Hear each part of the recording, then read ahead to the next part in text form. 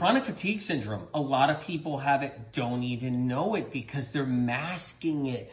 See, what happens is when you start getting tired, you're not functioning good, you got to jack up the caffeine and do more caffeine, and it masks the original problem. And people can go and they can get by and they can do their coffee and their cappuccinos and their espressos and their chocolate, and they can get by for a while until that chronic fatigue turns into something a little bit more. And now you're at the doctor's office all the time and you're out there and you're figuring out what's going on. The doctor might not know what's going on. He might not know you have chronic fatigue syndrome, but if you do get a diagnosis and you have it, you could even get a diagnosis of chronic fatigue syndrome ME, right? So let's go into that a little bit.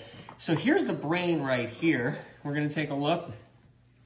What people don't realize is that chronic fatigue is neurological fatigue. People don't know. Hey, are you tired? Get up. Get out of bed. Come on. Why are you being lazy? How come you're being so lazy? What do you mean your legs feel like sandbags? What do you mean you can't move? What do you mean you need to stay in bed and lay in bed? And people don't realize how hard it is when you have chronic fatigue syndrome. It could be so serious where you're literally bedridden to that point. And it could be also mild where you just get tired in the middle of the day more so than just that little afternoon drag. You get more tired at night, or then you can't even sleep, or you sleep too many hours every single day because your chronic fatigue goes that direction. But whatever direction it is, it's actually stemming from the nervous system, a drain on the nervous system, because that drain is toxic. So what does that mean? Well, the Epstein-Barr virus creates chronic fatigue syndrome. It gives everybody a neurological fatigue. It means it's more than just being tired because you had a big workout.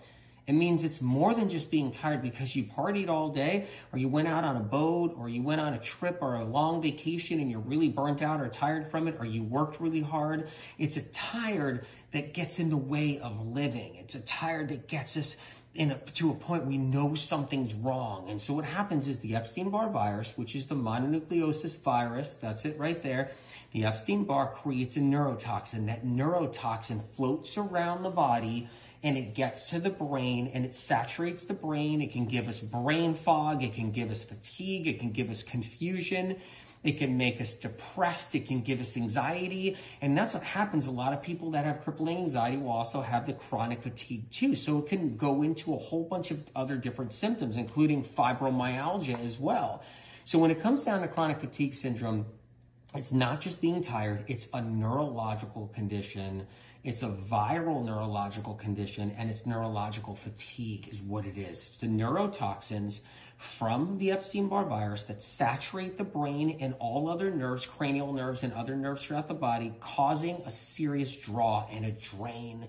And the nerves become allergic to it, and we get this mild inflammation, and then we can't function.